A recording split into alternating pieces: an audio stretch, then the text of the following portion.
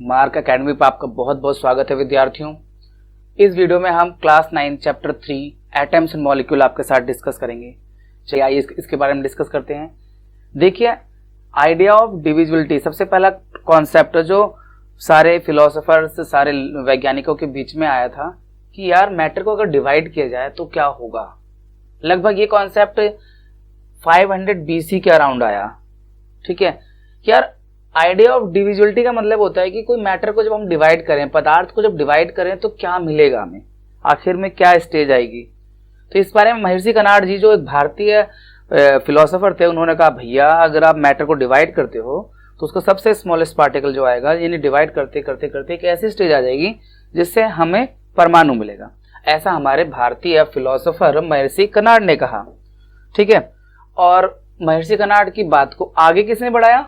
फकुदा कत्यामा ने। उन्होंने क्या कहा कि ये जो परमाणु है ना, जिसे आप परमाणु बता रहे हो मैटर को डिवाइड करके, जिसे हम एटम भी कहते हैं, ये नॉर्मली ना कंबाइंड फॉर्म में एग्जिस्ट करते हैं जिससे मैटर बनता है। यानी हम अपने चारों ओर जो चीजें देखते हैं, मान लो हम अपने चारों ओर वाटर देखते हैं H2O, ठीक है, तो ये भी एटम से मिलकर बना है, यानी परमाणु से मिलकर बना है। अगर हम चारों ओर CO2, हमें पता है कि कार्बन डाइऑक्साइड है जो हम सांस में बाहर छोड़ते हैं, तो ये भी ना परमाणुओं से मिलकर बना है। तो फकुदा कत्यामा ने महर्षि कनाड की बात को आगे बढ़ाया। महर्षि कनाड ने बताया भैया अगर हम मैटर को डिवाइड करते जाएं, है ना, पीछे देखा आपने क्या कहा उन्होंने कि अगर हम मैटर को डिवाइड करते जाएं, ऑन डिवाइडिंग जो मैटर है वो उसका स्मॉलेस्ट पार्टिकल मिलता है जिसे हम परमाणु कहते हैं। तो फकुदा कत्यामा ने उनकी बात को आगे बढ़ाया कि ये परमाणु ना कंबाइंड फॉर्म में रहते हैं, नॉर्मली एग्जिस्ट करते हैं कंबाइंड फॉर्म में, और वो हमारे चारों ओर जो भी मैटर है, एयर है, वाटर है, जो कुछ भी सोना चांदी कुछ भी दिखाई दे रहा है हमें, वो सब कुछ जो मैटर है वो परमाणु को कंबाइन करके ही बना हुआ है। परमाणु कंबाइन करके वो पदार्थ बनाते हैं। ठीक है, कुछ इसी तरह की बात डेमोक्रिटस और ल्यूसिपस ने भी कही, जो ग्रीक फिलोसोफर थे। उन्होंने भी यही कहा भैया कि मैटर को अगर आप डिवाइड करते जाओ तो डिवाइड करते जाओगे, जब डिवाइड करते जाओगे तो लास्ट में एक ऐसी स्थिति आएगी जो एक इनडिविजिबल पार्टिकल मिलेगा जिसे और आदर डिवाइड नहीं कर सकते। उस पार्टिकल को उन्होंने क्या कहा? उन्होंने कहा एटम। ठीक है ना। तो हमारे जो फिलोसोफर थे महर्षि कनाड, फिर हमारे जो फिलोसोफर थे दूसरे फकुदा कत्यामा, फिर ये थोड़े हिस्टोरिकल बातें हुई। ठीक है बच्चों, ये तो हिस्टोरिकल बातें थी। अब 18th सेंचुरी के एंड तक क्या हुआ? 18th सेंचुरी के एंड तक, by the end of 18th century scientist लोगों को ये मालूम चल गया कि एलिमेंट और कंपाउंड अलग अलग चीजें हैं। इससे पहले तक नहीं पता था कि एलिमेंट अलग है, एलिमेंट क्या है ये नहीं मालूम था, कंपाउंड क्या है ये नहीं मालूम था। सेकंड चैप्टर में आपने सीखा है एलिमेंट क्या है और कंपाउंड क्या है। सेकंड चैप्टर में आपने सीखा है कि एलिमेंट क्या होता है और कंपाउंड क्या होता है। ठीक है, एलिमेंट क्या है? जैसे मान लो एल्यूमिनियम है, एक मेटल है, तो ये एलिमेंट है। कार्बन डाइऑक्साइड है, CO2 है, ठीक है, ये कंपाउंड है। गोल्ड AU होता है, ये एलिमेंट है। और H2O क्या है? कंपाउंड है। तो एलिमेंट और कंपाउंड में क्या फर्क है भाई? एलिमेंट जो होता है ना, एक ही तरह के एटम से मिलकर बना होता है। ठीक है, मेटल, नॉन मेटल, मेटलॉइड इसकी कैटेगरी होती है। और कंपाउंड क्या होता है? वो एक से ज्यादा टाइप, यानी 2 या 2 से ज्यादा टाइप के एटम जब कंबाइन करते हैं केमिकली, तब कंपाउंड बनता है। तो इस बारे में आप अच्छे से चैप्टर सेकंड में जानते हैं। ठीक है, आगे बढ़ते हैं यार। देखो, फिर हम 2 साइंटिस्ट जिनका नाम आपको स्क्रीन पर नजर आ रहा है, एंटोइन एल लेवोजियर और जोसेफ प्राउस्ट ने कई सारे लॉ दिए थे। जिन 2 लॉ के हमें डिस्कस करना है इस क्लास में, इस चैप्टर में, वो है आपका law of conservation of mass और लॉ ऑफ कांस्टेंट प्रोपोर्शन, जिसकी वजह से केमिस्ट्री का एक तरह से स्टार्टिंग हो गई। ये जो बॉन्डिंग वगैरह है उसकी स्टार्टिंग हो गई। तो law of conservation of mass, 2 law हैं, एक law of conservation of mass है, एक लॉ ऑफ कांस्टेंट प्रोपोर्शन है, जो हमारे Antoine L Lavoisier and Joseph Proust की देन है। ठीक है, तो ये केमिस्ट्री की स्टार्टिंग कर रहे हैं लोग।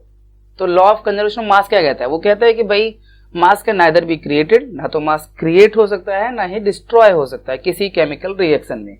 ठीक है ना। क्या है law of conservation of mass? Mass is neither created not destroyed in any chemical reaction. इसका मतलब क्या हुआ? Total mass of the reactant, यानी रिएक्टेंट मतलब क्या होते हैं? जो रिएक्शन में स्टार्टिंग में पार्टिसिपेट करते हैं, जो रिएक्शन को शुरू करते हैं, और उनका जो मास होगा वो इक्वल टू किसके होगा? Total mass of the product. यानी रिएक्शन के बाद जो मास बनेगा, जो प्रोडक्ट बनेगा, उसका मास इक्वल होगा किसके मास के? रिएक्टेंट के मास के। ये है आपका रिएक्टेंट किसे कहते हैं?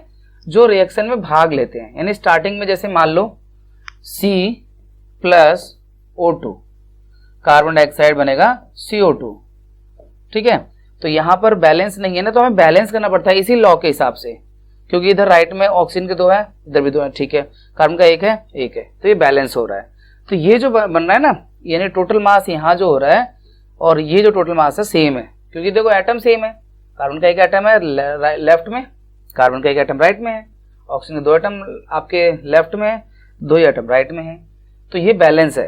तो इसी बैलेंसिंग की बात वो कह रहे हैं कि मास जो है रिएक्टेंट का मास, ये रिएक्टेंट हो गए दोनों, ठीक है, और जो बन रहा है वो प्रोडक्ट हो गया, तो ये दोनों मास सेम रहते हैं। तो बच्चों ये हमने सीखा law of conservation of mass. अब देखो लॉ ऑफ कांस्टेंट प्रोपोर्शन क्या है। लॉ ऑफ कांस्टेंट प्रोपोर्शन का मतलब होता है इन एनी केमिकल सब्सटेंस, किसी भी केमिकल सब्सटेंस में एलिमेंट जो होते हैं, केमिकल सब्सटेंस यानी जो भी हम अपने आसपास देखते हैं, जैसे वाटर एक केमिकल सब्सटेंस है, कार्बन डाइऑक्साइड एक केमिकल सब्सटेंस है, अमोनिया एक केमिकल सब्सटेंस है। तो किसी भी जो आपका ये है केमिकल सब्सटेंस में एलिमेंट ऑलवेज प्रेजेंट होते हैं definite proportion by mass, definite निश्चित, proportion in ratio by mass, mass के डेफिनेट रेशियो में प्रेजेंट होते हैं। कौन से प्रेजेंट होते हैं? एलिमेंट। जैसे एग्जांपल पे ध्यान रखो, वाटर है, वाटर कहीं से भी लें, किसी ने भी बनाया हो, किसी भी वर्ल्ड दुनिया के किसी भी कोने से लें, उसमें हाइड्रोजन और ऑक्सीजन के जो मास का रेशियो होगा 1:8 होगा। मतलब ये हुआ कि अगर 9 ग्राम वाटर लेते हैं और उसको तोड़ते हैं तो 1 ग्राम उसमें हाइड्रोजन मिलेगा और 8 ग्राम ऑक्सीजन मिलेगा, ठीक है। अगर 18 ग्राम वाटर ले लेते हैं तो उसको जब तोड़ेंगे तो 2 ग्राम हाइड्रोजन मिलेगा और 16 ग्राम ऑक्सीजन मिलेगा। तो ये रेशियो ऑलवेज 1:8 ही बना रहेगा बच्चों। इसी तरह से कार्बन डाइऑक्साइड का, कार्बन और ऑक्सीजन का जो रेशियो है वो 3:8 है। मतलब 3 ग्राम कार्बन 8 ग्राम ऑक्सीजन से कंबाइन करता है तो 11 ग्राम कार्बन डाइऑक्साइड प्रोड्यूस करता है। इसी तरह अमोनिया का है, 14 ग्राम अगर अमोनिया लेंगे वो 3 ग्राम हाइड्रोजन से कंबाइन करेगा और 17 ग्राम अमोनिया बनाएगा। और ये रेशियो कभी भी चेंज नहीं होगा, ये फिक्स रेशियो है। मतलब अमोनिया हो, कार्बन डाइऑक्साइड हो, वाटर हो, या कोई भी जो कंपाउंड है, जो एलिमेंट मिलके बन रहा है, उनमें उन एलिमेंट का रेशियो जो होता है, एलिमेंट के एटम का जो रेशियो होता है मास के अकॉर्डिंग, वो फिक्स होता है। ये है बच्चों लॉ ऑफ कांस्टेंट प्रोपोर्शन, ठीक है। आप डेफिनेशन को अच्छे से याद कर लीजिए। In a chemical substance the element are always present in definite proportion by मास।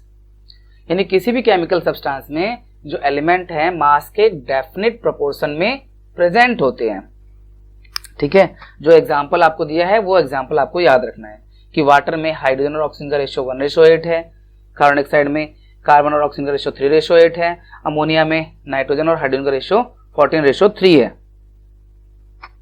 अब भाई इसके बाद क्या आता है? डाल्टन की एटॉमिक थ्योरी, ठीक है। डाल्टन ने क्या कहा? डाल्टन ने कहा कि जो मैटर है, चाहे वो एलिमेंट हो, चाहे वो कंपाउंड हो, है ना, या मिक्सचर हो, यही आपने सेकंड चैप्टर में पढ़ा है, एलिमेंट, कंपाउंड और मिक्सचर, सेकंड चैप्टर में पढ़ा, वो सभी स्मॉल पार्टिकल से बने होते हैं। उन स्मॉल पार्टिकल को एटम कहते हैं। यानी हमारे चारों ओर जितने भी मैटर हैं वो सभी स्मॉल पार्टिकल से बने हैं, जिन्हें हम एटम कहते हैं, ठीक है। और उसके पॉइंट्स क्या थे? All matter is made up of very tiny particle called atom. उसके डाल्टन के एटॉमिक थ्योरी का पहला पॉइंट क्या है? सभी मैटर जो है छोटे छोटे पार्टिकल से बने होते हैं, जिन्हें हम एटम कहते हैं, ठीक है। और यही एटम जो है वो किसी भी केमिकल रिएक्शन में पार्टिसिपेट करते हैं, हिस्सा लेते हैं, ठीक है। ये पहला पॉइंट हो गया। दूसरा, atom are individual particle. Atom individual है, यानी उसको डिवाइड नहीं कर सकते, उसको और ज्यादा छोटे पार्टिकल में नहीं तोड़ सकते, और ना ही किसी केमिकल रिएक्शन में क्रिएट होता है, ना ही ये डिस्ट्रॉय होता है। तो ये सेकेंड पॉइंट होगा डाल्टन की एटॉमिक थ्योरी का। थर्ड पॉइंट क्या कहता है? किसी भी एलिमेंट का एटम होगा, यार ये तो बहुत नॉर्मल सी बात है, किसी भी एलिमेंट का जो एटम होगा वो मास में आइडेंटिकल होगा, यानी सारे एटम का मास सेम होगा, केमिकल प्रॉपर्टी सेम होगी। इसमें कौन सी नई बात है? मान लो एल्यूमिनियम है, एल्यूमिनियम के जितने एटम होंगे वो सब आपस में जैसे एक जैसे बिहेव करेंगे, सबका एक जैसा मास होगा, ठीक है। गोल्ड का अगर बात करें तो गोल्ड का जो एटम होगा, Au होता है गोल्ड का सिंबल, तो उसके सारे एटम एक जैसे होंगे, सबका मास एक से जैसा होगा, सबकी केमिकल प्रॉपर्टीज एक जैसी होगी। तो इसमें कोई ऐसी बात नहीं है जो मतलब बहुत ज्यादा याद करने वाली हो, ठीक है। फिर चौथा, यार इसमें कह रहा है कि एटम ऑफ डिफरेंट एलिमेंट, अलग अलग एलिमेंट के एटम, जो है मास अलग होता है, केमिकल प्रॉपर्टी अलग होती है, बिल्कुल सही बात है। इसमें कौन सा भाई, एल्यूमिनियम का एटम जो होगा वो गोल्ड के एटम से अलग ही होगा ना यार, तभी तो दो अलग अलग एलिमेंट है ना। हमारे घर में एल्यूमिनियम की चीजें हैं, हमारे इसमें गोल्ड की चीजें भी हैं, तो क्या वो प्रॉपर्टीज में अलग अलग नहीं है क्या? तो ये भी याद रखना बहुत आसान है। उसके बाद 5वां, atom combine the ratio of small whole number to form compound. जो एटम है स्मॉल होल नंबर में कंपाउंड जोड़कर जो है वो कंपाउंड बनाते हैं। जैसे एग्जांपल बताता हूँ मैं, H2O वाटर है, तो इसमें हाइड्रोजन का 2 एटम लग रहा है, ऑक्सीजन का 1 एटम लग रहा है, ठीक है, ऑक्सीजन का 1 एटम लग रहा है, मतलब ये है। तो ये स्मॉल होल नंबर है, इससे ज्यादा सिंपल रेशियो 2 और 1 एकदम सिंपल रेशियो है। कार्बन डाइऑक्साइड जैसे CO2 है, इसमें हाइड्रोजन का जो है कार्बन का 1 एटम है, ऑक्सीजन के 2 एटम है, ये भी बिल्कुल सिंपल है ना।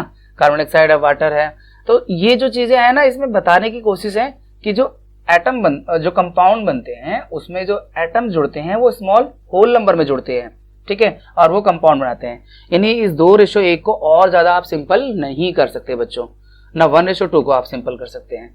तो ये 2 एग्जाम्पल आपको दिए मैंने इस पॉइंट 5वें पॉइंट को समझाने के लिए। उसके बाद relative number and kind of atom are constant given compound. ये किसी गिवन कंपाउंड में, यानी किसी भी कंपाउंड में रिलेटिव नंबर और उसका जो काइंड होता है एटम का फिक्स होता है, बिल्कुल सही बात है। अब ये जैसे वाटर, ये सपोज करो वाटर में, ये देखो इसमें हाइड्रोजन का एटम और ऑक्सीजन का एटम जुड़ रहा है, तो अब वाटर बनाने के लिए इसमें कार्बन डाइऑक्साइड थोड़ा घुस जाएगा, यानी उसका एटम का जो काइंड है वो फिक्स है कि हाइड्रोजन और ऑक्सीजन से वाटर बन रहा है। अब इसमें कहीं थोड़ा ना हमें दिख रहा है कि कहीं कार्बन भी घुस सकता है या फिर सल्फर भी घुस जाएगा और फिर भी वाटर बनेगा, ना जी। अगर वाटर बनना है तो 2 ही एटम लगेंगे, हाइड्रोजन और ऑक्सीजन, हाइड्रोजन को 2 एटम, ऑक्सीजन का 1 एटम। इसी तरह से अगर कार्बन डाइऑक्साइड को बनना है तो उसमें 2 ही तरह के एटम लगेंगे, कार्बन का और ऑक्सीजन का, कार्बन का 1 एटम, ऑक्सीजन का 2 एटम। तो ये चीज आपका 6th पॉइंट बता रहा है कि जो रिलेटिव नंबर है किसी भी एटम का और उसका जो काइंड है वो कांस्टेंट है। कांस्टेंट मतलब फिक्स्ड है, वो नहीं बदलता। किसी एक पर्टिकुलर अगर हम बात करेंगे कंपाउंड की तो वो कांस्टेंट रहता है। तो ये आपको समझ में आ गया होगा डाल्टन के ये 6 पॉइंट है एटॉमिक थ्योरी के, जिसे हमने आपको एक्सप्लेन किया है। अब हमारे पास में क्या है, पहला क्वेश्चन है यहाँ पे, व्हाट इज एन एटम। भाई एटम क्या है, ये मेरा टॉपिक है कि एटम क्या होता है। देखो यार, जैसे मकान को बनाने के लिए ईंट की जरूरत होती है, ईंट बनाने के लिए मिट्टी की जरूरत होती है, तो सबसे छोटा पार्टिकल सैंड का पार्टिकल हो गया मकान का, ईंट मान लो, और ईंट का भी छोटा पार्टिकल सैंड हो गया। इसी तरह से मैटर जो होता है, मैटर यानी पदार्थ, उसका बिल्डिंग ब्लॉक यानी जिससे बना होता है, यानी जिससे बना होता है, बिल्डिंग ब्लॉक मतलब मैटर जिससे बना होता है। जैसे वाटर है H2O, ठीक है, कार्बन डाइऑक्साइड है CO2, है ना। तो ये किससे बना हुआ है, ये नाइट्रिक एसिड है HNO3, ये किससे बना है, ये बना है एटम से। हमारे चारों ओर जो गोल्ड है या हमारा एल्यूमिनियम है या कॉपर है या आयरन है, ये सब क्या है, मैटर है। ये सब किससे बने हैं, एटम से बने हैं, है ना। कुछ भी हमारे हवा है, ऑक्सीजन है, एयर है, ठीक है, तो ये सभी चीजें किससे बनी है, एटम से बनी है। तो एटम क्या होता है, building block of all matter, यानी हमारे चारों ओर जो मैटर है, जो पदार्थ है, वो है एटम से मिलकर बने हैं, ठीक है। एग्जाम्पल आपके सामने स्क्रीन पे बहुत सारे दे दिए। इसके बाद कितने बड़े होते हैं एटम, यार ये बहुत छोटे होते हैं, यानी हमारी कल्पना से भी बहुत ज्यादा कल्पना नहीं कर सकते कितना छोटे हो सकते हैं। इनकी रेडियस को, एटॉमिक रेडियस को किस में मेजर करते हैं, एटॉमिक रेडियस को मेजर करते हैं हम नैनोमीटर में। 1 नैनोमीटर किसके इक्वल होता है, 1 नैनोमीटर जो है वो 1 मीटर का 1/10⁹ मीटर के इक्वल होता है, ठीक है ना, बहुत छोटा है।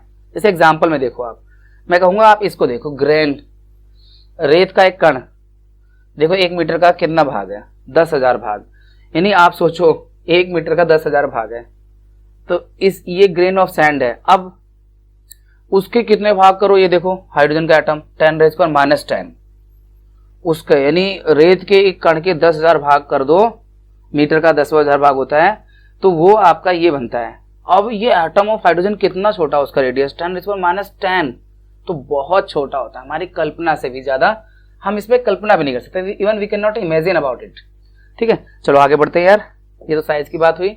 अब क्या है भाई, मॉडर्न डे सिंबल क्या है, तो मॉडर्न डे सिंबल से पहले डाल्टन साहब के भी कुछ सिंबल देख लेते हैं बच्चों। वैसे ये पेपर में नहीं आने वाला है और इतना कुछ नहीं है, लेकिन भाई ने स्टार्टिंग की है तो यार कुछ तो इज्जत देनी पड़ेगी ना।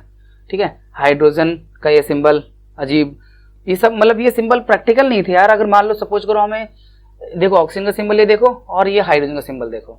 अब यार अगर हमें वाटर लिखना होता, आज के टाइम में हम लोग वाटर ऐसे लिखते हैं H2O सिंबल के रूप में, लेकिन अगर सपोज को डाल्टन का फॉलो करना होता तो हाइड्रोजन का 2 यानी 2 ऐसे बनाते सर्कल, उनको बीच में ऐसा गोला करते हैं, उनको डॉट डॉट करते हैं, उन्हें डार्क करते हैं और ऑक्सीजन के लिए एक सिंपल गोला बनाते हैं। कितना मुश्किल होता अगर डाल्टन के सिंबल को मान लिया होता तो ये वाटर लग रहा था, है ना। मतलब 2 हाइड्रोजन के एटम दिखा दिए, 1 ऑक्सीजन का दिखा दिया। खैर ये डाल्टन साहब का अपना एफर्ट था, उन्हें हमें रिस्पेक्ट देनी चाहिए, उन्होंने जो भी कुछ किया है। चलिए ये देख लीजिए सिंबल, उसके बाद बढ़ते हैं अगले मॉडर्न सिंबल पर। तो आजकल क्या है, जैसे मतलब ये कौन सी बॉडी है जो नाम ये सब एटम का नाम देती है, उसका नाम है IUPAC, international union of pure and applied chemistry. भैया इसकी फुल फॉर्म याद रखना, हो सकता है कि ये फुल फॉर्म आपके एग्जाम में आपसे पूछने के लिए आ जाए। ठीक है, यही वो बॉडी है जो अप्रूव करती है किसको, नेम्स ऑफ एलिमेंट को, सिंबल को और उसके यूनिट को। ठीक है, और ज्यादातर ये जो नाम है वो इंग्लिश के नाम है, उनमें फर्स्ट 1 लेटर है या 2 लेटर है, पहला लेटर है या पहले और बीच का कोई लेटर हो गया। ठीक है, पहला लेटर जो भी होगा वो अपर केस में होगा, ठीक है, कैपिटल लेटर में होगा, और अगर दूसरा लेटर भी आया उस नाम में तो वो लोअर केस में होगा। जैसे एल्यूमिनियम में देखो तो A कैपिटल होगा, L स्मॉल होगा, कॉपर में Cu है तो C कैपिटल होगा, U स्मॉल होगा। ठीक है, तो कुछ एलिमेंट के नाम है बच्चों हमारे स्क्रीन पर, जो जैसे कॉपर है Cu, क्यूप्रम इसका लैटिन नाम है, सिप्रस जगह से मिला था। ठीक है, इसलिए इसका सिंबल Cu है। C और U, या आप कह सकते क्यूप्रम भी इसका लैटिन नाम होता है। गोल्ड कलर के नाम पर है, गोल्ड का कलर येलो जैसा होता है तो उसको ऑरम कहते हैं, तो इसका सिंबल Au बन गया। सोडियम का या आयरन का या पोटेशियम का इनका लैटिन नेम क्या है, जैसे सोडियम का नाइट्रियम है तो इसलिए Na बन गया, आयरन का फेरम है तो इसका सिंबल Fe बन गया, पोटेशियम का लैटिन नेम कैलियम है तो इसका K सिंबल ले लिया पोटेशियम का। वैसे ज्यादातर नाम जो है वो इंग्लिश के जो नाम है उसके फर्स्ट या 2 लेटर से लिए गए हैं, पर कुछ ऐसे भी हैं जो कलर है या प्लेस है या लैटिन नाम से भी सिंबल आए हैं बच्चों। ठीक है, तो आइए मॉडर्न डे सिंबल को जल्दी से देख लेते हैं। देखो यहाँ पर आपको ये बार बार प्रैक्टिस से याद हो जाएंगे और याद रहना भी करना भी है आपको अच्छे से इन्हें। तो एल्यूमिनियम का सिंबल Al है, आर्गन का Ar है, बेरियम का Ba, बोरोन का B, ब्रोमीन का Br, कैल्शियम का Ca, कार्बन का C, क्लोरीन का Cl, कोबाल्ट का Co, कॉपर का Cu, आयरन फ्लोरीन का F, गोल्ड का Au, हाइड्रोजन का H, आयोडीन का I, आयरन का Fe, लेड का Pb, मैग्नीशियम का Mg, नियॉन का Ne, नाइट्रोजन का N, ऑक्सीजन का O, पोटेशियम का K, सिलिकॉन का Si, सिल्वर का Ag, सोडियम का Na, सल्फर का S, यूरेनियम का U और जिंक का Zn। ठीक है, 2 लेटर ले लिए इसमें। तो कुछ लेटर कुछ सिंबल एक ही लेटर के हैं, कुछ सिंबल में 2 लेटर है, तो लेकिन दूसरा लेटर हमेशा स्मॉल होना चाहिए। ठीक है, चलिए आगे बढ़ते हैं। अब एटॉमिक मास की बात करते हैं बच्चों। ये एटॉमिक मास जो है साइंटिस्ट लोगों ने काफी एफर्ट किया है। लॉ ऑफ कांस्टेंट प्रोपोर्शन बहुत इंपॉर्टेंट है इसके लिए, लॉ ऑफ कांस्टेंट प्रोपोर्शन। ये आपने स्टार्टिंग में law of conservation of mass और लॉ ऑफ कांस्टेंट प्रोपोर्शन पढ़ा था ना, तो ये लॉ ऑफ कांस्टेंट प्रोपोर्शन बहुत ही हेल्पफुल था किसी भी एटॉमिक मास को कैलकुलेट करने के लिए। ठीक है, तो इनिशियली क्या वैज्ञानिक लोगों ने क्या किया, वो बहुत सारे एटम यूनिट ढूंढ रहे थे, है ना, जो आसानी से सभी एटम के मास को उसके रिलेशन में, उसके रिलेटिवली, यानी जो मास निकाला गया ना बच्चों उसको हम रिलेटिव एटॉमिक मास कहते हैं, रिलेटिव एटॉमिक मास। ठीक है, रिलेटिव एटॉमिक मास कहते हैं, लेकिन पहले इसका सिंबल AMU था पर अब नहीं है, ये सिंबल अब नहीं है, अब U हो गया, यूनिफाइड मास। ठीक है, इसका यूनिट जो है यूनिफाइड मास है और सिंबल U है। तो उन्होंने ऑक्सीजन के 1/16 जो मास है ऑक्सीजन के एटम का उसके इक्वल में माना एक यूनिट को। पहले ये इनिशियली था, है ना, पहले ऐसा माना गया कि चलो ऑक्सीजन के एटम के 1/16 मास को एक यूनिट मानकर सबका मास निकाल लेते हैं लॉ ऑफ कांस्टेंट प्रोपोर्शन का इस्तेमाल करके। ठीक है, लेकिन इसके 2 रीजन दिए कि भाई क्यों हम ऑक्सीजन को ले रहे हैं। पहला रीजन ये दिया कि ऑक्सीजन जो है वो बहुत रिएक्टिव है, लार्ज नंबर ऑफ एलिमेंट्स जुड़ जाता है और कंपाउंड बनाता है। दूसरा रीजन ये दिया कि जब हम इसके मास 1/16 पास को एक यूनिट मान रहे हैं तो उससे ज़्यादातर एलिमेंट के मास जो आ रहे हैं वो होल नंबर में आ रहे हैं, ठीक है ना। उस वक्त जो है ज़्यादातर एलिमेंट थे उनके मास जो निकल रहे थे लॉ ऑफ कांस्टेंट प्रोपोर्शन की हेल्प से वो होल नंबर में आ रहे थे। लेकिन 1961 में क्या हुआ, कार्बन 12 के आइसोटॉप को, कार्बन 12 का एटम जो है यानी कार्बन का एटम जिसका मास 12 होता है, 12 यूनिट होता है, उसके मास को एटॉमिक मास यूनिट एक्सेप्ट किया गया, एक्सेप्टेड एटॉमिक मास यूनिट, ठीक है। तो आइए इसी बारे में जान लेते हैं आगे। तो हमारा जो 1 एटॉमिक मास यूनिट है वो इक्वल है exactly 1/12 the mass of 1 atom of carbon 12, यानी कार्बन 12 का, कार्बन का एक आइसोटॉप है बच्चों। कार्बन के आइसोटॉप आपने दो देखने हैं, एक कार्बन 12 होता है, एक कार्बन 14 होता है, ठीक है। तो कार्बन 12 वाला जो एटम है उसके एक एटम के मास का 1/12 पार्ट को एक एटॉमिक मास यूनिट माना गया है और उसी के रिस्पेक्ट में सभी एलिमेंट के जो मास हैं उन्हें कैलकुलेट किया गया है, इसलिए उसे कहते हैं रिलेटिव एटॉमिक मास, ठीक है। तो रिलेटिव एटॉमिक मास जो है वो इसलिए कहा गया क्योंकि वो इसी के रिलेशन में, ठीक है ना, कार्बन 12 के रिलेशन में ही सभी एलिमेंट के मास को फाइंड किया गया है। चलो आगे बढ़ते हैं यार।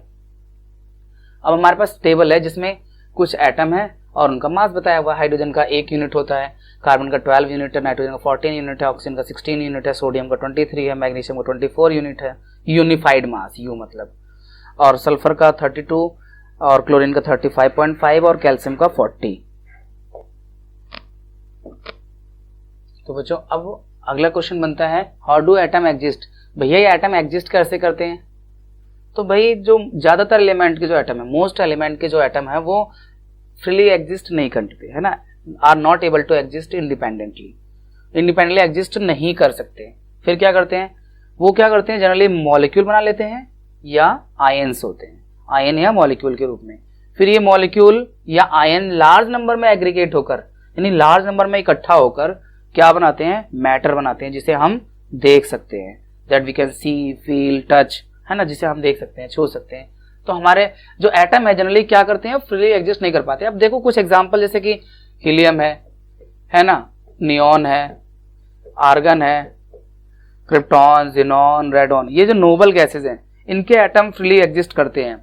अदर जो एटम है वो फ्रीली एग्जिस्ट नहीं करते, या तो मॉलिक्यूल बनाते हैं या वो आयंस बनाते हैं, और ये मॉलिक्यूल से आयंस लार्ज नंबर में एग्रीगेट होकर क्या बनाते हैं, मैटर बनाते हैं। उस मैटर को हम क्या कर सकते हैं, देख सकते हैं, फील कर सकते हैं या टच कर सकते हैं, ठीक है। तो एटम कैसे एग्जिस्ट करते हैं, आपको इसमें दो बातें याद रखनी है कि जैसे helium, neon, argon, radon, xenon, krypton, है ना, ये नोबल गैसेज हैं, इनके एटम तो फ्रीली एग्जिस्ट करते हैं, लेकिन बाकी सभी एटम्स, एलिमेंट्स जो एटम है या तो मॉलिक्यूल के रूप में पाए जाते हैं या वो आयंस के रूप में पाए जाते हैं। वो आयंस या मॉलिक्यूल लार्ज नंबर में जुड़कर मैटर बनाते हैं, हमारे चारों ओर जो मैटर दिखाई देता है। इसके बाद बच्चों व्हाट इज मॉलिक्यूल। अब मॉलिक्यूल क्या है भाई, अभी हमने कहा कि मॉलिक्यूल बनाते हैं, तो मॉलिक्यूल है क्या।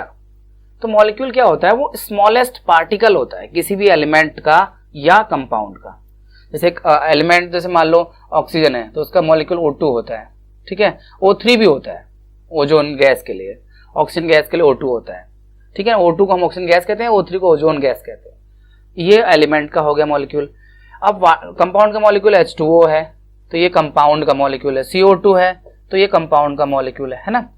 तो ये जो होते हैं मॉलिक्यूल क्या होते हैं, किसी भी एलिमेंट का या कंपाउंड का वो स्मॉलेस्ट पार्टिकल होते हैं जो कैपेबल ऑफ इंडिपेंडेंट एग्जिस्टेंस, यानी जो इंडिपेंडेंटली रह सकते हैं और सभी प्रॉपर्टीज को शो करते हैं उस सब्सटेंस की, यानी उस एलिमेंट की या उस कंपाउंड की सभी प्रॉपर्टीज को, केमिकल प्रॉपर्टीज को, फिजिकल प्रॉपर्टीज को वो शो करते हैं।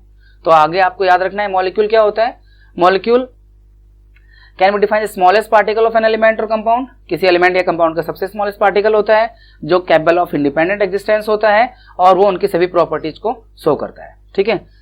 और एटम ऑफ सेम एलिमेंट, देखो एक जैसे एलिमेंट के एटम मिलेंगे तो क्या बनाएंगे, वो एलिमेंट के मॉलिक्यूल बनाएंगे, और डिफरेंट एलिमेंट कंपाउंड करते हैं तो क्या बनाते हैं, वो आपका कंपाउंड की बनाते हैं। देखो ए सेम एलिमेंट का, देखो एलिमेंट का मॉलिक्यूल हो गया, ऑक्सीजन का मॉलिक्यूल हो गया, ये ओजोन गैस हो गया, ये भी ऑक्सीजन का मॉलिक्यूल है, बट यहाँ पर आप देख पा रहे हो डिफरेंट एलिमेंट है, हाइड्रोजन है और ऑक्सीजन है तो ये कंपाउंड का मॉलिक्यूल बना रहा है, कार्बन और ऑक्सीजन है तो ये कंपाउंड का मॉलिक्यूल बना रहा है।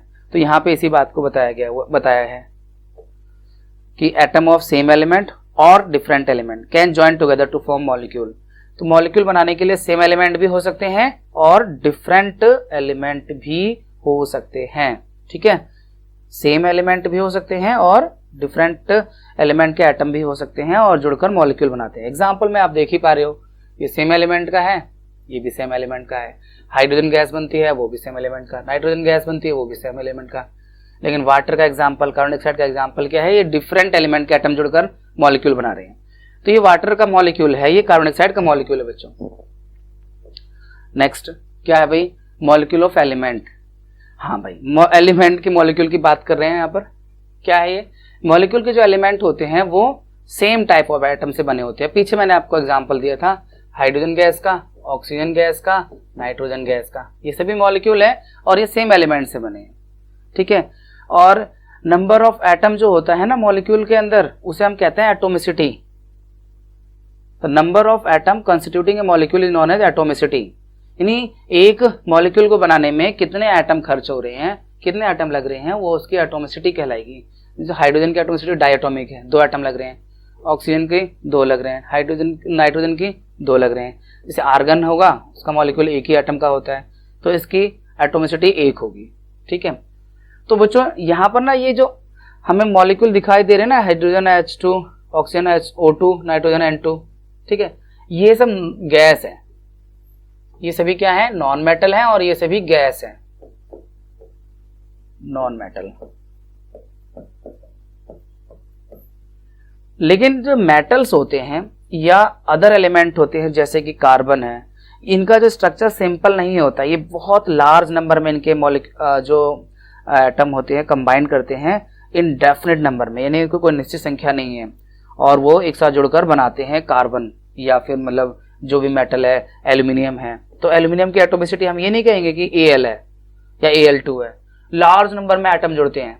तो ये एटोमिसिटी वाला जो कॉन्सेप्ट है ना, वो ज्यादातर एप्लीकेबल किसके लिए हो रहा है, नॉन मेटल में, वो भी गैसेस के लिए हो रहा है कि ये H2, O2, N2 या आर्गन गैस है तो Ar, ये सभी नॉन मेटल के मॉलिक्यूल हैं जिनमें हमें निश्चित संख्या दिखाई दे रही है। पर अगर मेटल के मॉलिक्यूल की बात करेंगे, दूसरे एलिमेंट कार्बन के मॉलिक्यूल की बात करेंगे, तो लार्ज नंबर में एटम जुड़ते हैं, इनडेफिनिट एटम जुड़ते हैं। तो उनका कोई संख्या नहीं हो सकती कि भाई 1 एटम, 2 एटम या 3 एटम। ठीक है, तो यहाँ पर ये जो दिया हुआ है एटोमिसिटी ऑफ कुछ एलिमेंट, ज्यादातर आप फिगर देखिए नॉन मेटल का ही है। ठीक है, नॉन मेटल के हैं ये। जैसे आर्गन की मोनोटॉमिक है Ar, हीलियम का भी मोनोटॉमिक है, एक ही एटम जुड़ता है। ऑक्सीजन में 2 एटम जुड़ते हैं, तो ऑक्सीजन की एटोमिसिटी 2 हो गई। हाइड्रोजन की भी 2 है, नाइट्रोजन की भी 2 है, क्लोरीन की भी 2 है। फास्फोरस का टेट्रा है, P4 होता है। ठीक है, सल्फर का पॉलीएटॉमिक होता है, यानी S8 भी देखा है सल्फर को, फास्फोरस का P4 है ना, और ये डायटोमिक है तो 2। क्लोरीन Cl2 होता है, नाइट्रोजन N2 होता है, इसका मॉलिक्यूल, हाइड्रोजन का मॉलिक्यूल H2 होता है, ऑक्सीजन का भी O2 होता है, हीलियम का सिर्फ He होता है, आर्गन का Ar होता है। तो ये मोनो एटॉमिक हो गए दोनों, ये सभी डायटोमिक हो गए, और ये आपका टेट्रा है और ये पॉलीएटॉमिक है। तो ये एटोमिसिटी के कुछ एग्जाम्पल हुए आपके पास। अब आगे देखिए मॉलिक्यूल ऑफ कंपाउंड। अभी तो हमने देखा था मॉलिक्यूल ऑफ एलिमेंट का, अब कंपाउंड के जो मॉलिक्यूल हैं क्या होते हैं, कैसे होते हैं। जैसे एग्जाम्पल में आप जानते हो H2O एक कंपाउंड है, CO2 एक कंपाउंड है। ठीक है, मैं ज्यादा एलिमेंट नहीं ले रहा आपके सामने, बहुत सारे कंपाउंड हो सकते हैं। तो हम यहाँ बात कर रहे हैं कि जो एटम ऑफ डिफरेंट एलिमेंट के एटम जब जुड़ते हैं किसी डेफिनेट प्रोपोर्शन में, तब मॉलिक्यूल बनता है किसी कंपाउंड का। जैसे यहाँ पर वाटर है ना, तो इसमें जो एलिमेंट है हाइड्रोजन है और ऑक्सीजन है, और ये 2:1 में जुड़ रहे हैं।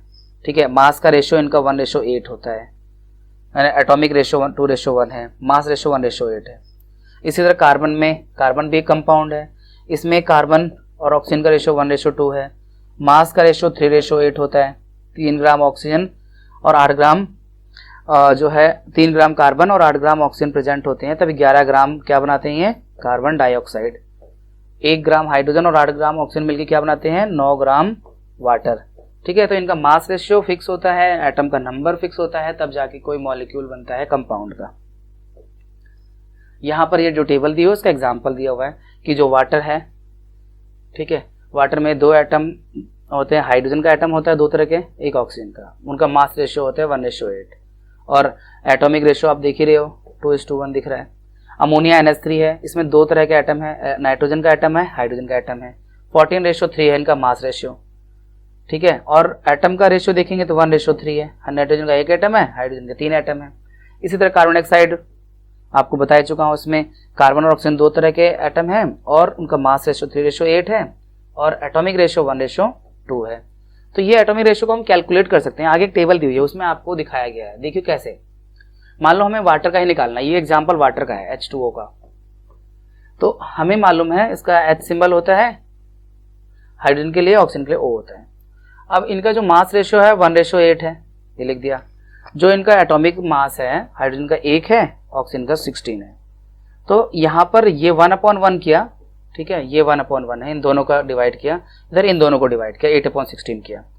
तो ये 1 आया 1/1 से और 8/16 से आया 1/2। तो इनका जो सिंपल रेशियो आया, यानी 1:1/2। जब आप इसको सिंपल करोगे, होल नंबर में लाओगे तो 2 से इंटू कर देना, इधर भी 2 से इंटू करोगे और इधर भी 2 से इंटू करोगे, तो 2 से 2 कट जाएगा, तो ये 2:1। इसीलिए आप ये देख रहे हो, ये हाइड्रोजन का 2 एटम होगा और ऑक्सीजन का 1 एटम होगा, तो वाटर बन जाएगा। यानी कहने का मतलब मास रेशियो ये है और इनका जो एटॉमिक रेशियो है, इन दोनों एटॉमिक मास जो है, इन दोनों की हेल्प से हम कैलकुलेट कर सकते हैं कि वाटर के अंदर, ठीक है ना, वाटर के अंदर हाइड्रोजन के कितने एटम होंगे और ऑक्सीजन के कितने एटम होंगे। ये इस टेबल ने आपको समझाया है, ध्यान से समझ लेना इस टेबल को। इसमें बताया हुआ है जैसे हाइड्रोजन का जो मास है, हाइड्रोजन और ऑक्सीजन का जो मास रेशियो वाटर में 1:8 है, ठीक है, और एटॉमिक मास हाइड्रोजन का 1 है, ऑक्सीजन का 16 है।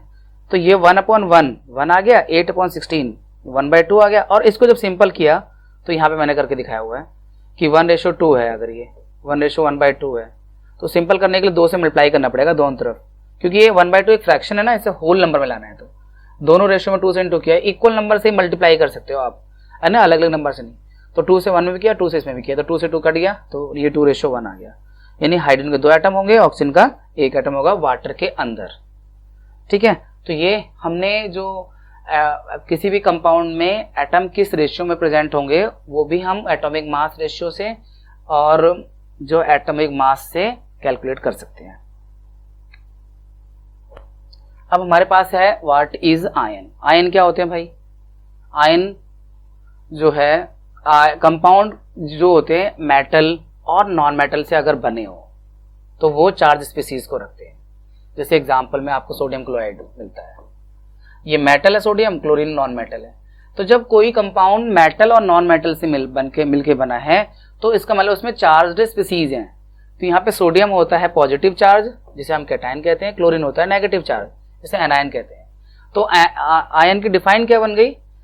The charged species are known as ion, है ना। चार्ज स्पीसीज को क्या कहते हैं? आयन कहते हैं।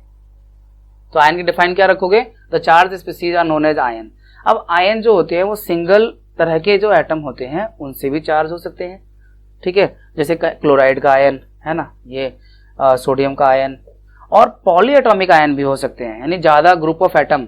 आपने ना एक आगे टेबल आनी है उसमें पढ़ोगे आप। जैसे ये CO3 कार्बोनेट है, ये एक चार्ज पार्टिकल है, ठीक है। तो ये भी आयन है। तो आयन में कंसिस्ट ऑफ सिंगल एटम, एक तरह के एटम का बना हो सकता है, जैसे सोडियम है या क्लोराइड है या सोडियम का आयन है, या ग्रुप ऑफ एटम जैसे कार्बोनेट है, सल्फेट है ना। कार्बोनेट की वैलेंसी 1 होती है, इस पे 1 चार्ज होता है माइनस का, सल्फेट पे 2 होता है माइनस का।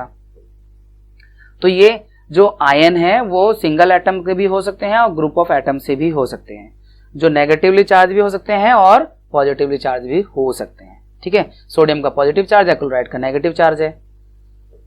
तो ये जो नेगेटिव चार्ज आयन होते हैं उनको एनायन कहते हैं और जो पॉजिटिव चार्ज आयन होते हैं उनको हम कैटायन कहते हैं, ठीक है। अब पॉलीएटॉमिक आयन क्या होता है? यहाँ ये पॉजिटिव चार्ज आयन का यहाँ पे दिखाया नहीं है, तो पॉजिटिव चार्ज आयन जो होता है वो कैटायन होता है। एनायन नेगेटिव चार्ज होता है, पॉजिटिव चार्ज कैटायन होती है। जैसे कि इसका क्लोराइड बताया था आपको माइनस में होता है और इसका सोडियम का आयन है Na+ का। अब पॉलीएटॉमिक आयन का यहाँ पे डेफिनेशन दिया हुआ है। क्या होते हैं polyatomic ion? A group of atom carrying a charge is known as polyatomic ion. जैसे सल्फेट है SO4, ये पॉलीएटॉमिक आयन है, यानी ज्यादा एटम है ना, उसमें एक से ज्यादा एटम है तो उसे पॉलीएटॉमिक आयन कहते हैं। इस पे 2 चार्ज होता है माइनस का, 2 माइनस का चार्ज होता है इसमें, तो ये पॉलीएटॉमिक आयन हो गया। अब इसके बाद देखो बच्चों, ये जो आयनिक कंपाउंड होते हैं, ये जो आयनिक कंपाउंड होते हैं, इसमें एग्जाम्पल दिया हुआ है कैल्शियम ऑक्साइड एक आयनिक कंपाउंड है। ठीक है, कैल्शियम इसमें पॉजिटिव आयन होगा, ऑक्साइड नेगेटिव आयन होगा। मैग्नीशियम सल्फाइड, सोडियम क्लोराइड, तो ये जो मैग्नीशियम है पॉजिटिव है, मतलब जो मेटल वाले होंगे, जो मेटल नाम होगा वो पॉजिटिव आयन होगा, जो नॉन मेटल नाम होगा वो नेगेटिव आयन होगा, सल्फाइड। सोडियम क्लोराइड में NaCl, तो सोडियम पॉजिटिव आयन होता है, क्लोराइड नेगेटिव आयन होता है। ठीक है, तो ये इनका मास रेशियो दिया हुआ है। कैल्शियम ऑक्साइड में इनका मास रेशियो 5:2 है, और मैग्नीशियम सल्फाइड में 3:4 है, और सोडियम क्लोराइड में 23:35.5 है। ठीक है, तो ये इन एटम का जो मास है उसका रेशियो क्या होता है उस कंपाउंड के अंदर, उस बारे में बताया हुआ है। बट ये एग्जाम्पल जो है आयनिक कंपाउंड के हैं। ठीक है, आयनिक कंपाउंड क्या होते हैं? जो आयन से मिलके बने होते हैं, चार्ज पार्टिकल से मिलके बने होते हैं। ये कुछ आयन का एग्जाम्पल है जिसे आपको हर हाल में याद करना है। इन्हें याद कर लोगे तो आगे जाके जो केमिकल फॉर्मूले की नेमिंग है वो आपके लिए बहुत ईजियर होगी। सोडियम का ये जो सब सिंगल वैलेंसी वाले आपको याद करना है। सोडियम का सिंबल होता है Na और उस पर चार्ज प्लस का 1 होता है, ऐसे याद रखना है। हाइड्राइड जैसे है तो सिंबल H है और चार्ज इस पे माइनस का है 1 यूनिट। ऑक्साइड का सिंबल है O और इस पे चार्ज है वैलेंसी है -2।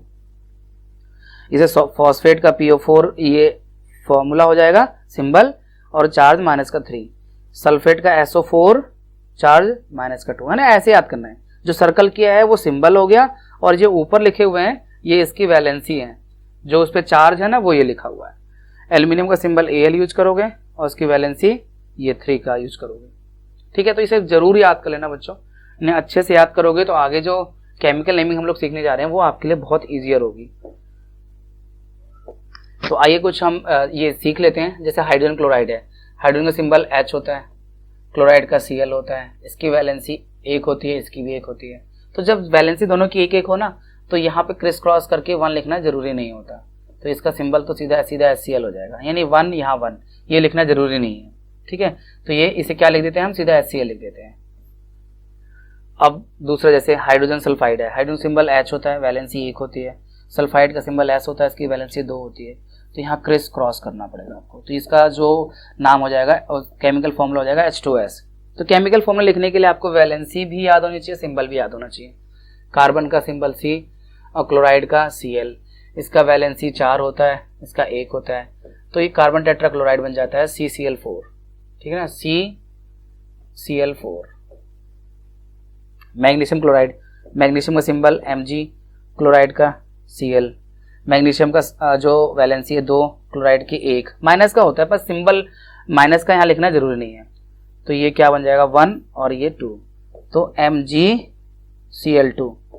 इसमें जब आप को नेम लिखेंगे ना तो उसमें ये ध्यान रखना कि जो पॉजिटिव चार्ज वाला होता है वो लेफ्ट में लिखा जाता है और नेगेटिव वाला राइट में। जैसे मैग्नीशियम जो मेटल है उनका नाम आपको जनरली लेफ्ट में देखने के लिए आएगा, और नॉन मेटल जैसे क्लोराइड नॉन मेटल है ना, यहाँ क्लोराइड नॉन मेटल है, यहाँ भी क्लोराइड नॉन मेटल है, सल्फाइड नॉन मेटल। वैसे हाइड्रोजन भी नॉन मेटल है लेकिन यहाँ ये पॉजिटिव चार्ज दिखाता है। हाइड्रोजन के साथ खास बात ये है कि नेगेटिव भी शो करता है, पॉजिटिव भी शो करता है। देखो ये रहा, यहाँ पॉजिटिव भी दिखा रहा है तो हाइड्रोजन है, नेगेटिव दिखा रहा है तो हाइड्राइड है। ठीक है, इसलिए इसके साथ स्पेशल केस बन रहा है, इसलिए जब पॉजिटिवली ये दिखेगा तो आपका ये लेफ्ट में ही लिखा जाएगा। तो पॉजिटिव चार्ज जो एटम आयंस होंगे वो लेफ्ट में होंगे, यानी मेटल्स लेफ्ट में होंगे, और नॉन मेटल जो है राइट में लिखे जाते हैं, फिर क्रिस क्रॉस की जाती है। आइए कुछ और एग्जांपल देख लेते हैं। जैसे यहाँ एल्यूमिनियम ऑक्साइड है, तो एल्यूमिनियम मेटल है, इसको लेफ्ट में लिखो। एल्यूमिनियम का सिंबल Al, वैलेंसी 3, ऑक्साइड का सिंबल O, वैलेंसी 2। तो जो एटम का फॉर्मूला बनेगा कंपाउंड का Al2O3 बनेगा। ठीक है, इसी तरह से कैल्शियम ऑक्साइड, कैल्शियम का सिंबल Ca, ऑक्साइड का O, इसकी वैलेंसी 2, इसकी 2। सिंपल करोगे इसको काट के तो ये 1-1 हो जाएगा। अब ये 1 और 1 जो है लिखना जरूरी नहीं होता, तो इसका सिंबल हो जाएगा CaO, यानी यहाँ 1 और यहाँ 1 ये लिखना जरूरी नहीं है, तो हम इसको जनरली CaO लिखेंगे। ठीक है, सोडियम नाइट्रेट, अब इस तरह सोडियम का सिंबल Na, नाइट्रेट का NO3, ठीक है। सोडियम का वैलेंसी 1, नाइट्रेट का भी 1, तो इसमें कुछ करना ही नहीं है आपको, NaNO3, ठीक है। ये यहां पर आपको याद रखना है, कंफर्म करना है इस टेबल से सभी सिंबल्स को। देखो नाइट्रेट ये रहा, इसकी वैलेंसी 1 है, तो ये आपको याद रखना है कि -1 लिखा हुआ है ना, इसका मतलब माइनस है तो 1 वैलेंसी है, ठीक है। तो NaNO3 हो गया, 1 लिखना जरूरी नहीं होता। कैल्शियम हाइड्रोक्साइड, कैल्शियम का सिंबल Ca, हाइड्रोक्साइड का OH, पीछे से दिख जाएगा आपको, आपकी जो टेबल अभी दिखाई, तो 3.6 टेबल याद करना आप लोग बहुत जरूरी है बच्चों। कैल्शियम का 2, हाइड्रोक्साइड का 1, तो ये क्या बन जाएगा, CaOH, और ब्रैकेट लगा के 2 लिखना होगा भाई, क्योंकि इसमें 2 एटम है ना, पॉलीएटॉमिक आयन होगा ना, तो उसको ब्रैकेट में रख के फिर ये इधर क्रिस क्रॉस करेंगे, ठीक है। 1 लिखना जरूरी नहीं है, लेकिन OH का 2 लिखना जरूरी है, तो ब्रैकेट लगा के लिखेंगे। इसके बाद बच्चों सोडियम कार्बोनेट है, तो सोडियम कार्बोनेट, सोडियम का सिंबल Na, कार्बोनेट का CO3 अभी बताया था आपको, इसकी वैलेंसी 1, कार्बोनेट की वैलेंसी 2 होती है, सॉरी, यहां से इरेजर,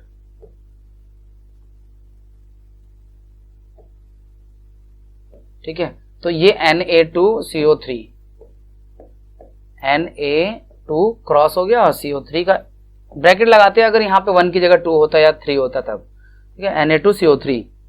तो ये चीज आपको ना, देखो अब ये टेबल कितनी यूजफुल है, जो मैं आपको बार बार दिखा रहा हूं। कार्बोनेट देखो ये रहा, CO3 और इसकी वैलेंसी 2 है माइनस में, तो ये वैलेंसी आपको अलग याद रखना है, सिंबल अलग याद रखना है, ठीक है। तो चलो आपको आते हैं, तो ये आपका क्या, सल्फेट, अमोनियम सल्फेट, अमोनियम का सिंबल आपको याद रखना पड़ेगा, NH4 है, और सल्फेट का SO4 है, ठीक है। अमोनियम की वैलेंसी 1 होती है, सल्फेट की 2 होती है, तो ये ब्रैकेट में रखना पड़ेगा इसको, NH4 को ऐसे करके और SO4, नहीं, ammonium sulphate, NH4 twice SO4, तो ये आपका पूरा बन गया अमोनियम सल्फेट का केमिकल फॉर्मूला। तो इस तरह से बच्चों हमने केमिकल फॉर्मूला सीख लिया है। अब आते हैं हम नेक्स्ट टॉपिक पर, मॉलिक्यूलर मास। नाम से मालूम चल रहा है यार, मॉलिक्यूलर का मतलब क्या हुआ है, मॉलिक्यूल का मास।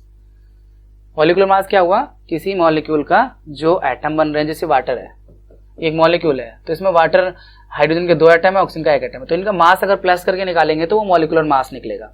जैसे हाइड्रोजन का मास 1 यूनिट होता है, तो 2 एटम है तो 2 × 1, प्लस ऑक्सीजन का 1 एटम का मास 16 होता है।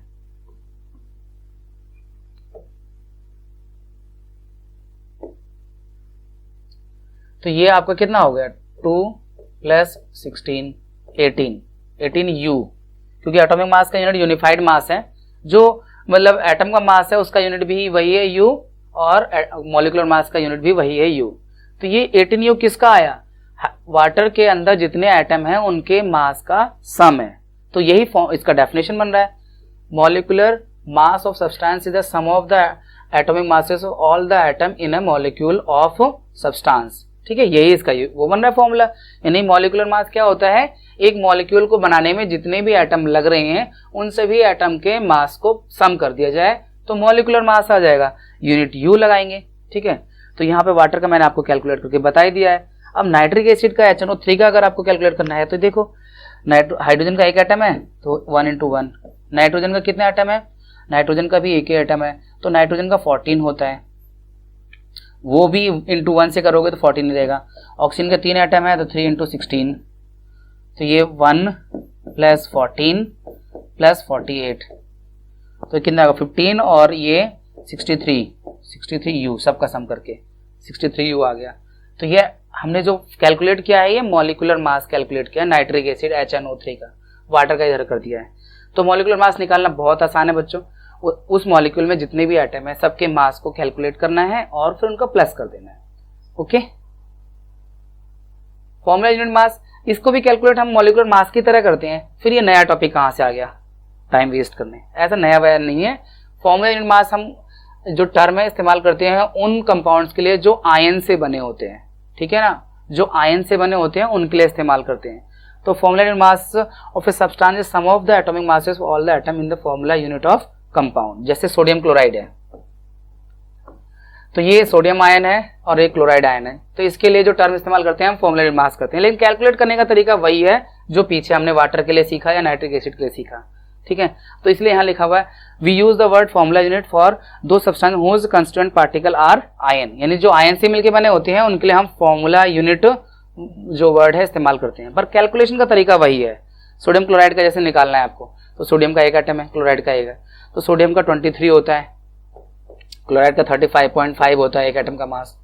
इनको प्लस कर दो तो 538 और 325 58.5 यू।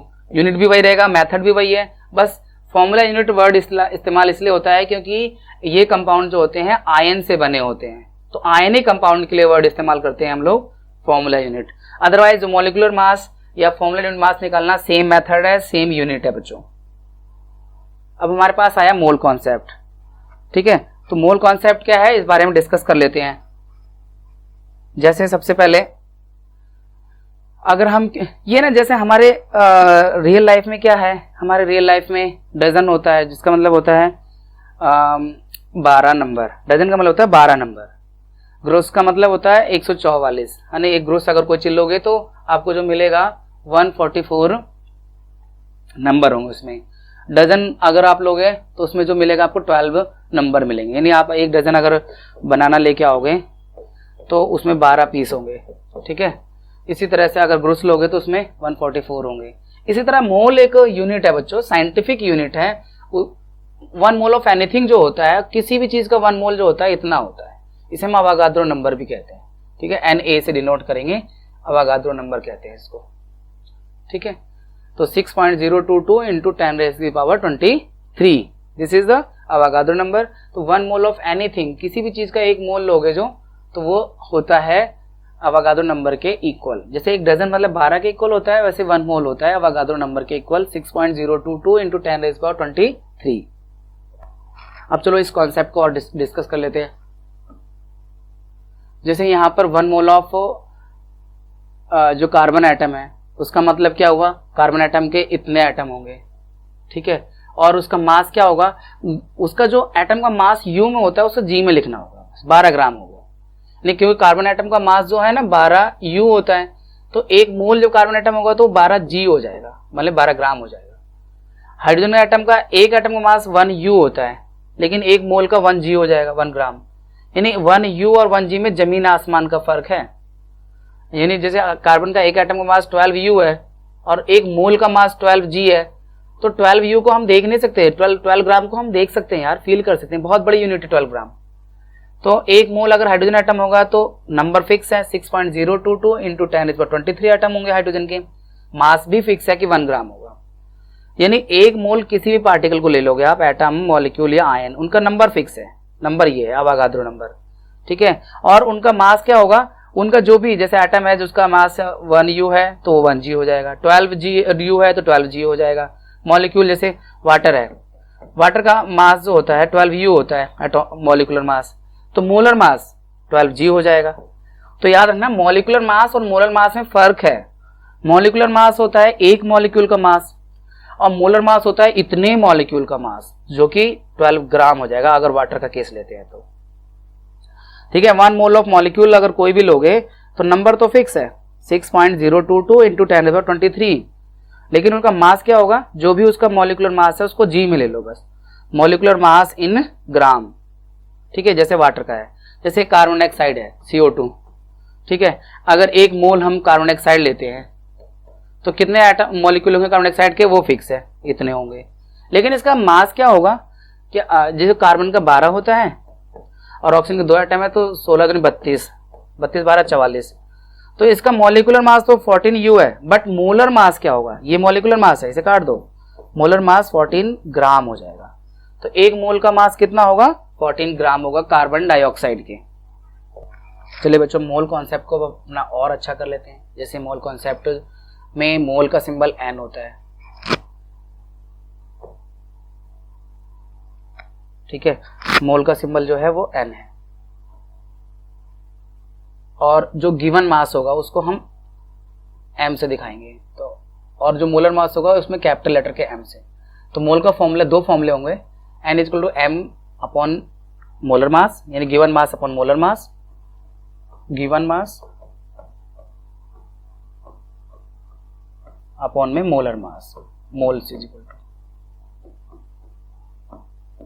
अब हमें जैसे किसी का भी कैलकुलेट करना, और दूसरा फॉर्मूला होता है mole is equal to number of particle upon में Avogadro number.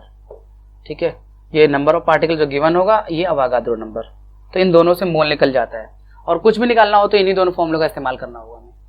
Calculate the number of moles. अब हमें इसमें गिवन मास हाइड्रोजन हीलियम का दे रखा 52 ग्राम, तो हमें अगर इसका मोल निकालना है तो गिवन मास इसका 52 ग्राम है, और इसका मोलर मास हमें फाइंड करना पड़ेगा। तो इसका एक एटम का जो मास होता है ना, वो अगर मालूम है तो उसका मोलर मास उसी जी में ही कर लेंगे, क्योंकि हीलियम का एक ही एटम से एक मॉलिक्यूल बन जाता है। ठीक है, तो यहाँ पे इसका 4U होता है, तो इसका मोलर मास यानी बड़ा M जो होगा 4G हो जाएगा। तो यहाँ 4 से डिवाइड कर देंगे, क्योंकि मोलर मास नीचे लिखना है ना, ये देख रहा है, तो 4 से डिवाइड करेंगे 13 मोल्स आएगा। 13 मोल्स आएगा बच्चों इसमें 52 ग्राम हीलियम में। ठीक है, इसके बाद हमें हीलियम के एटम दिए हुए हैं 12.044 इंटू 10⁻23, और हमें इसके मोल्स निकालने हैं, तो हम ये वाला फॉर्मूला इस्तेमाल करेंगे, ठीक, given number of particle upon Avogadro number. तो इसमें मोल निकालने का क्या तरीका होता है, नंबर ऑफ पार्टिकल दिया हुआ है 12.044 इंटू 10⁻23, और अवोगाद्रो नंबर होता है 6.022 इंटू 10⁻23, तो इससे ये कैंसिल आउट हो जाएगा, और ये इससे 2 बार में जा रहा है, तो इसके 2 मोल आ जाएंगे। ठीक है, 2 मोल्स। तो 2 फॉर्मूले हमारे पास है, गिवन मास अपॉन मोलर मास का एक फॉर्मूला है, और एक number of particle upon Avogadro number का फॉर्मूला है। चलो, ये तो एक एग्जांपल हो गया, एक एग्जांपल और करते हैं। इसमें देखो, हमें क्या कैलकुलेट, मास कैलकुलेट करना है। मास मतलब देखो, मोल इज इक्वल क्या होता है, गिवन मास अपॉन मोलर मास। तो ये मास निकालने के लिए हमें number of mole into molar mass calculate करेंगे, तब ये M आएगा। अब मोलर मास तो हम कैलकुलेट कर ही लेते हैं, उसको G में ले आएंगे, जो भी उसका एटॉमिक मास या मॉलिक्यूलर मास होगा। हो सकता है मोल कैलकुलेट करने के लिए हमें फॉर्मूला इस्तेमाल करें number of particle upon Avogadro number use करना पड़े, तो दोनों फॉर्मूले यूज करने पड़ सकते हैं। ठीक है, ये वाला और ये वाला। ठीक है, तो हम मास निकालने के लिए एक कंबाइन कर दिया अगर फॉर्मूले, तो इसकी वैल्यू क्या है, ये है number of particle upon Avogadro number into molar mass. इससे भी आ जाएगा, क्योंकि N की जगह पे हमने ये रख दिया। तो चलो देखते हैं, यहाँ पे मोल दिया हुआ है, नंबर ऑफ मोल जो है नाइट्रोजन गैस N2 है, ध्यान रखना N2 है, तो इसका मोलर मास जो आएगा ना, 2 एटम का मास का जब सम करके आएंगे। ठीक है, तो इसका मोलर मास नाइट्रोजन का N2 है ना, तो 14 इंटू 2 28 हो जाएगा, 28 ग्राम। ठीक है, और मोल दिया हुआ है, तो हम इसी फॉर्मूले को इस्तेमाल कर लेंगे ना। तो गिवन मास निकालने का तरीका हो जाएगा हमारे पास, N कितना है 0.5, और मोलर मास 28, तो मल्टीप्लाई करके 14 ग्राम। ठीक है, गिवन मास 14 ग्राम आ गया इसका, यानी जो मास कैलकुलेट हुआ है नाइट्रोजन गैस के 0.5 मोल का, वो 28 ग्राम। ठीक है, इसी तरह से हम दूसरों का भी मास कैलकुलेट कर सकते हैं। नाइट्रोजन एटम है, तो इसका मोलर मास कितना होगा, इसका मोलर मास होगा 14 ग्राम, क्योंकि एक एटम है ना, यहाँ पे 2 एटम थे, 28 ग्राम हो गया था। मोलर मास मतलब कैपिटल M, और मोल दिया हुआ है, तो इसका भी मास कैलकुलेट करना बिल्कुल आसान है। मास इज इक्वल टू क्या होता है, mole into molar mass, number mole into molar mass. तो मोल्स कितने हैं 0.5, और मोलर मास कितना है 14, दोनों का मल्टीप्लाई करेंगे 7 ग्राम। ठीक है, ये आपका सेकंड भी हो गया। अब थर्ड देखो, यहाँ पे नंबर ऑफ पार्टिकल दिया हुआ है, तो इससे हमें मोल निकालना, ये वाला फॉर्मूला अप्लाई कर लेते हैं। तो इसके लिए हमें गिवन मास निकालने के लिए फॉर्मूला क्या है, नंबर ऑफ पार्टिकल दिया हुआ है 3.011 और इंटू 10⁻23, अवोगाद्रो नंबर 6.022 इंटू 10⁻23, और मोलर मास किसका, N एटम का, तो ये तो 14 ग्राम होगा, क्योंकि 2 एटम में 28 होता, एक एटम में 14 होगा। मतलब जो उसका एटॉमिक मास है उसको U में होता है, उसे G में कर दो बस, तो नाइट्रोजन एटम का मोलर मास आ जाएगा। तो मोलर मास को G में लिखना है, इस बात को अच्छे से याद रखना, जो एटम का मास है उसी का G लगाना है बस।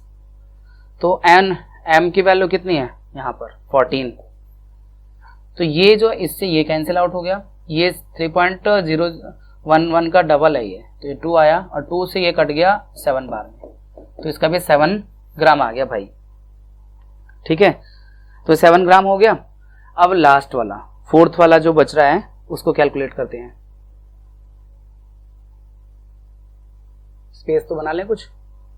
ठीक है, तो लास्ट वाले में आपको क्या करना है, आपने दिया हुआ है, नंबर दिया हुआ है N2 का, और मोलर मास इसका N2 है ना, इसलिए मोलर मास 28 हो जाएगा। बस यही फॉर्मूला इस्तेमाल करना है जो ऊपर लिखा हुआ है, यहाँ वाला जे वाला फॉर्मूला इस्तेमाल कर लेंगे। तो इसका गिवन मास आएगा, नंबर ऑफ पार्टिकल है 6.022 इंटू 10⁻23 अपॉन में अवागाद्रो नंबर भी यही रहता है सेम टू सेम, और इसका मोलर मास 28 होगा। तो इससे ये पूरा पूरा कट जाएगा, तो ये 28 ग्राम हो गया। ठीक है, तो एक मोल का N2 अगर होगा 28 ग्राम ही होगा। तो यहाँ पे दो फॉर्मूले आपको इस्तेमाल करने हैं, एक ये फॉर्मूला है,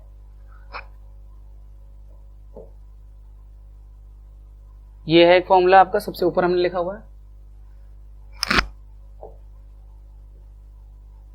mole is equal to given mass upon molar mass, दूसरा मोल इज इक्वल टू होता है number of particle upon Avogadro number.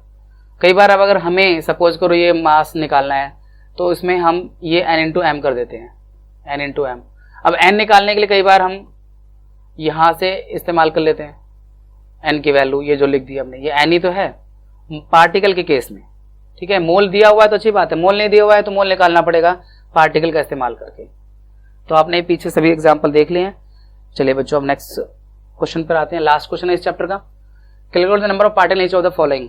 यहाँ पर देखो पार्टिकल यानी n कैलकुलेट करना है, तो n कैलकुलेट करने का नंबर मोल क्या होता है, n अपॉन में n a, तो हमें ये कैलकुलेट करना है। ठीक है, तो इसके लिए n का फॉर्मूला क्या हो गया, मोल्स इनटू अवागाद्रो नंबर। अब ये अलग बात है कि मोल्स निकालने के लिए हो सकता है आपको गिवन मास अपॉन मोलर मास का इस्तेमाल करना पड़े। ठीक है, तो फिर उसके लिए हमें, इसका मतलब ये है कि या तो हम ये वाला फॉर्मूला इस्तेमाल करेंगे या फिर हम फॉर्मूला कर लेंगे इस्तेमाल given mass upon molar mass into Avogadro number. तो नंबर ऑफ पार्टिकल निकालने के लिए दो फॉर्मूले हो सकते हैं, या ये। इसी का ये वर्जन है, ये इसकी वैल्यू हमने यहां से उठा के ये रख दी है यहां पर। ठीक है, तो अब हमारे पास में क्वेश्चन है, सोडियम एटम है और इसमें गिवन मास दिया हुआ है ये, और हमें मोलर मास सोडियम का पता ही है 23, एक एटम का होता है तो 23 हो जाएगा जी मोलर मास। यानी मोलर मास जो एटॉमिक मास है यू में होता है, मोलर मास जी में हो जाता है, बस इतना ही फर्क है। तो हमें क्या फाइंड करना है, नंबर ऑफ पार्टिकल। तो हम ये वाला फॉर्मूला इस्तेमाल करेंगे, दूसरा वाला।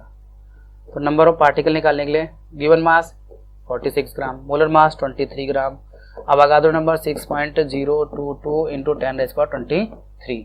तो इससे 2 बार में कट गया और 2 से मल्टीप्लाई कर देंगे, 2 दूनी 4, 2 दूनी 4, 0, 2 6 12, ये आ गया इसका number of particle.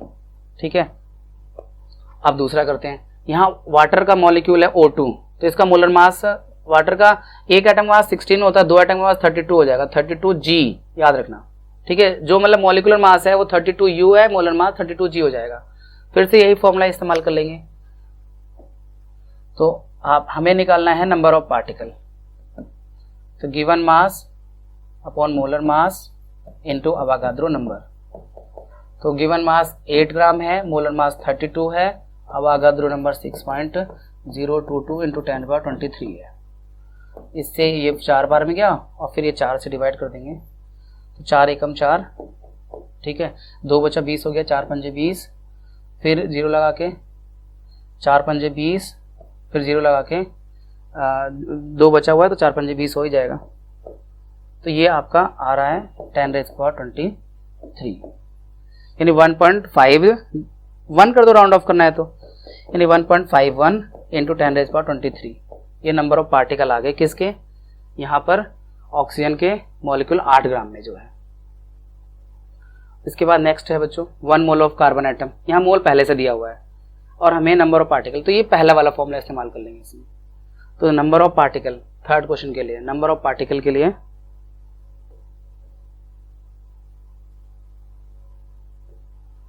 Third question में कार्बन का नंबर ऑफ पार्टिकल निकालना है, n इज इक्वल टू, भाई मोल दिया हुआ है तो डायरेक्ट मोल अप्लाई कर लो, 0.1 इंटू अवागाद्रो नंबर है 6.022 इंटू 10⁻23। तो 1 से मल्टीप्लाई करेंगे, डेसिमल ये इधर आ जाएगा तो एक पावर कम हो जाएगी, मतलब सेम यही रहेगा 6.022 इंटू 10⁻23 हो जाएगा, और 22 हो जाएगा 23 की जगह पर। इतने पार्टिकल होंगे क्योंकि ये 10 डेसिमल डालोगे 10 आ जाएगा, तो ये एक पावर कम कर देगा, डिवाइड पावर माइनस होती हैं। तो ये नंबर ऑफ पार्टिकल्स आ गए यहाँ पे कार्बन एटम के 0.1 मोल में जो कार्बन एटम है वो इतने नंबर में है। ठीक है भाई, तो इस तरह से चैप्टर कंप्लीट होता है बच्चों आपका ये chapter complete. Best of luck, मिलते हैं आपसे नेक्स्ट चैप्टर में, और इसकी एक्सरसाइज भी आपको अलग से सॉल्व करके देंगे। बाय बच्चों, हैव अ नाइस डे।